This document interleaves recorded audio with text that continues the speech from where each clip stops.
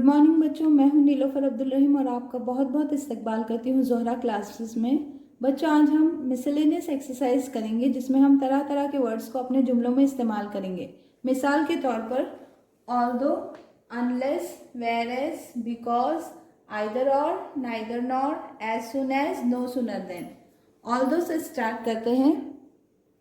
अब देखिए, ऑल्दो का मतलब है हालांकि। हम अक्सर डेली यूज में कहते हैं कि हालांकि मैंने इतनी स्टडी की, पढ़ाई की, मगर वो क्वेश्चंस नहीं आए एग्जाम में।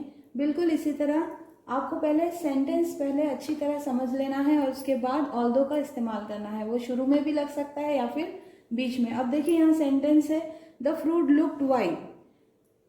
जो फ्रूट है वो सड़ा हुआ नजर आ रहा था। आई फाउंड इट सार, सार यानी कड़वा, यानी इसके बावजूद भी कि वो सड़ा हुआ नजर आ रहा था, मैंने उसे टेस्ट किया और आई फाउंड इट सार, वो कड़वा था। सार यानी कड़वा। अब देखिए, यहाँ पर हमको ऑल्दो कहाँ लगाना है? शुरू में ही लगाना है। Although the fruit looked white, हालांकि फ्रूट सड़ा हुआ दिख रहा था। अब यहाँ कॉमा की जगह, फुल स्टॉप की जगह हम कॉमा लगाएंगे। आई फाउंड इट सार, और उसके बावजूद मैंने उसे टेस्ट किया और वो मुझे सार यानी कड़वा नजर आया। सेकेंड एग्जाम्पल देखते हैं। आई am the member of this club, मैं इस क्लब का मेंबर हूँ। I don't attend its meeting, फिर भी मैं इसकी मीटिंग अटेंड नहीं करता। तो यहाँ भी हम ऑल्दो शुरू में लगाएंगे। हालांकि मैं इस क्लब का मेंबर हूँ, फिर भी मैं इसकी मीटिंग अटेंड नहीं करता। तो ऑल्दो हमको लिखना है और पूरा सेंटेंस एज इट इज लिखना है। Although I am the member of this club. अब यहाँ फुल स्टॉप के बाद कॉमा लगाएंगे। I do not attend its meeting. और एक एग्जाम्पल देखते हैं। She was tired, she continued to stitch my dress. यहाँ भी देखिए, ऑल्दो से स्टार्ट करेंगे। वो थक गई थी, फिर भी उसने मेरे ड्रेस को स्टिच किया, सिया। तो ऑल्दो से स्टार्ट करेंगे। ऑल्दो शी वॉज टायर्ड, और यहाँ फुल स्टॉप की जगह कॉमा लगाएंगे। शी कंटिन्यूड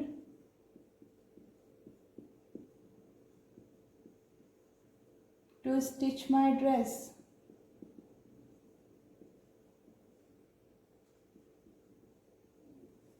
और एक एग्जाम्पल देखते हैं। The teacher looked lots of efforts on him, he failed in the exam. Teacher ने उस पर बहुत मेहनत की, फिर भी वो एग्जाम में फेल हो गया। तो इसे भी ऑल्दो से स्टार्ट करेंगे। ऑल्दो यानी हालांकि टीचर ने बहुत एफर्ट्स किए उसके लिए, लेकिन फिर भी वो फेल हो गया। ऑल्दो द टीचर टू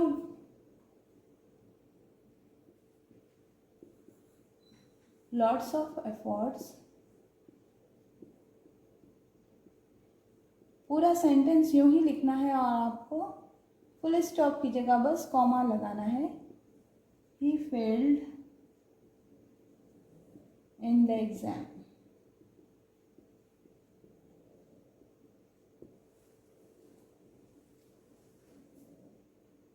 अब देखिए, अनलेस, अनलेस है। इफ और नॉट को जब ऐड करते हैं तो अनलेस बनता है, यानी अगर नहीं। अब देखिए, आपके सेंटेंस में अगर इफ और नॉट दोनों भी है तो इन दोनों को हटाकर हमने अनलेस लगाना है। एग्जाम्पल देखिए, if you don't walk quickly you will miss the train. अगर आप जल्दी जल्दी नहीं चलेंगे ट्रेन मिस हो जाएगी। तो हम शुरुआत में अनलेस लगाएंगे। अनलेस, अब ये इफ और नॉट दोनों को हटा देना है हमको यहाँ से। अनलेस यू वॉक क्विकली, देखिए दोनों की मीनिंग सेम है। यहाँ भी इफ़ यू डोंट वॉक है, ये अगर तुम नहीं क्विकली चलोगे तो, और यहाँ भी अनलेस का भी वही मतलब है, अगर नहीं क्विकली वॉक करोगे तो। अब यहाँ फुल स्टॉप की जगह हम कॉमा लगाएंगे। You will miss the train, बाकी पूरा सेंटेंस हमको एज इट इज लिखना है। मीनिंग में कोई रद्दोबदल नहीं आना चाहिए, no change should be there in the meanings. Second sentence देखिए, it was not raining we could play football. अगर बारिश नहीं हो रही होती थी तो हम फुटबॉल खेल लेते थे। अब देखो यहाँ पर अनलेस लगाना है हमको, तो इफ और नॉट हटा देंगे, अनलेस इट वॉज रेनिंग, यानी अगर बारिश नहीं होती तो वी कुड, फुल स्टॉप की जगह कॉमा लगाएंगे, वी कुड प्ले फुटबॉल। और एक एग्जाम्पल देखते हैं, if you are not busy I would show you a movie. अगर तुम बिजी ना होते तो मैं तुम्हें मूवी दिखाता। तो इसे भी अनलेस से स्टार्ट करेंगे, अनलेस यू वर बिजी। अब देखिए यहाँ नॉट और इफ दो भी हट जाएगा, comma, I would show U A movie. Movie हो या कोई पिक्चर हो। और एक एग्जाम्पल देखते हैं, if you don't work hard you will fail in the exam. अब देखिए इसे भी अनलेस से स्टार्ट करेंगे, अनलेस, इफ और नॉट दो भी हट जाएगा, unless you work hard, comma, you will fail in the exam. देखिए दोनों के मीनिंग्स यही हैं कि अगर तुम एग्जाम में मेहनत नहीं करोगे, वर्क हार्ड नहीं करोगे, तो you will fail in the exam. अब देखिए नाइदर नॉर, नाइदर का मतलब है ना ये ना वो। जैसे कि हम कहते हैं ना ये ना वो। अब देखिए my father was not there, my mother was not there, दोनों सेम सेंटेंस है। और ये neither nor, although, either or, unless, because, ये सब कंजंक्शन के तौर पे हमको इस्तेमाल करना है हमारे सेंटेंस में। तो आंसर नाइदर से स्टार्ट करेंगे, neither my father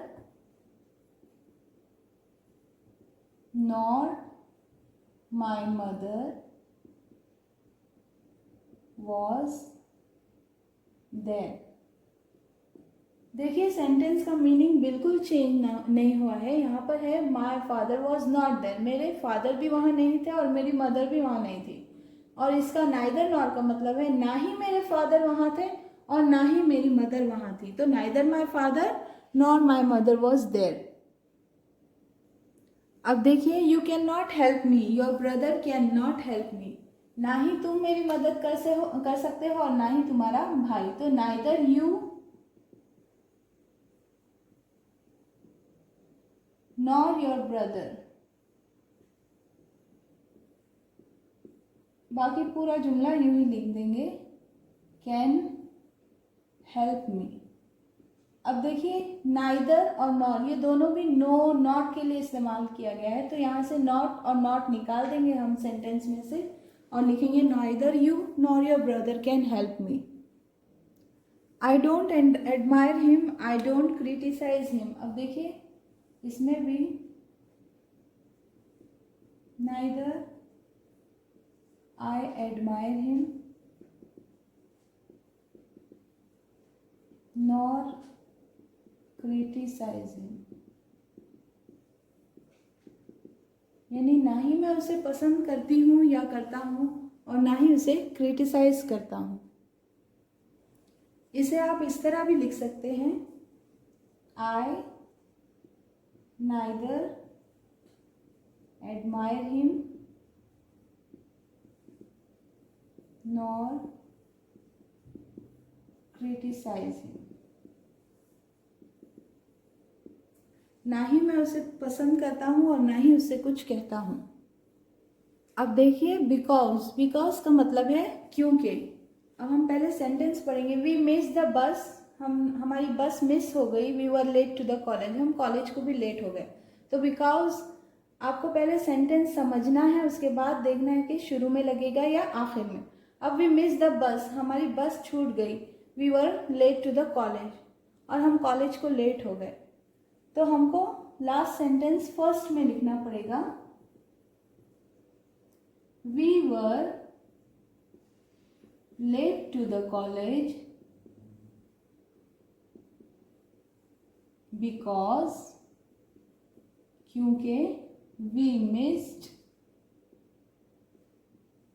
the bus. हम कॉलेज को लेट हो गए क्योंकि हमारी बस छूट गई। He was fine, he was travelling without a ticket. अब देखिए उसे फाइन किया गया यानी पनिश किया गया, चार्ज किया गया उसे, क्योंकि वो विदाउट टिकट ट्रैवलिंग कर रहा था। तो हम sentence first sentence as it is लिखेंगे और बिकॉज बीच में आ जाएगा। ही वॉज फाइन बिकॉज, अब देखिए बिकॉज भी कंजंक्शन है, दोनों सेंटेंस को जोड़ रहा है यहाँ पर। He was travelling without A ticket. अब क्योंकि वो बगैर टिकट के सफ़र कर रहा था तो इसे पनिश किया गया, फाइन किया गया। अब देखिए I am glad you are getting better. अब मैं खुश हो गया या खुश हो गई क्योंकि तुम बेहतर होते जा रहे हो। तो क्योंकि बिकॉज यहाँ बीच में लगेगा। I am glad because you are getting better. अब अनदर एग्जाम्पल देखते हैं। The floor is wet you will slip. अब देखिए फर्श गीला है, तुम गिर जाओगे। तो हमको ये लास्ट सेंटेंस फर्स्ट में लिखना पड़ेगा। यू विल स्लीप, स्लिप यानी फिसल जाना। You will slip because the floor is wait.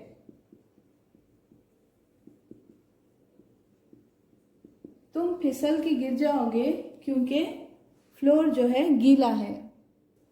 अब देखिए एज सुन एज का मतलब है जैसे ही। जैसे हम कहते हैं जैसे ही उसने मुझे देखा वो भाग गया। इसी तरह the cat saw me it jump from there. जैसे ही बिल्ली ने मुझे देखा वो वहां से कूद गई। तो एज सुन एज शुरू में ही लगाएंगे। As soon as the cat saw me, comma, या फुल स्टॉप की जगह कॉमा लगाएंगे और बाकी पूरा सेंटेंस एज इट इज लिखेंगे। It jumped from there. अब नेक्स्ट एग्जाम्पल देखते हैं। We will back we are done. अब देखिए ये दो सेंटेंस अलग अलग हैं। वी विल बैक हम वापस आ जाएंगे, वी आर डन यानी जब हमारा काम कंप्लीट हो जाएगा हम वापस आ जाएंगे। तो ये सेकेंड सेंटेंस हमको फर्स्ट में लिखना है। पहले एज सुन एज लगाएंगे। As soon as we are done यानी जैसे ही हमारा काम मुकम्मल हो जाएगा, वी विल बैक। देखिए सेंटेंस को अच्छी तरह समझ लेने के बाद आपको कहाँ एज सुन एज लगाना है, बीच में लगाना है या फर्स्ट सेंटेंस को लास्ट में लेना है, इसका बहुत ख्याल रखना होगा। एज सुन एज, अब देखिए he stop the car he receive the telegram. जैसे ही उसने टेलीग्राम पढ़ा या जैसे ही उसे टेलीग्राम मिला, ही स्टॉप द कार। तो हमको ये लास्ट सेंटेंस फर्स्ट में लाना है। पहले एज सुन एज लिखेंगे। As soon as he received the telegram, comma, he stop the car.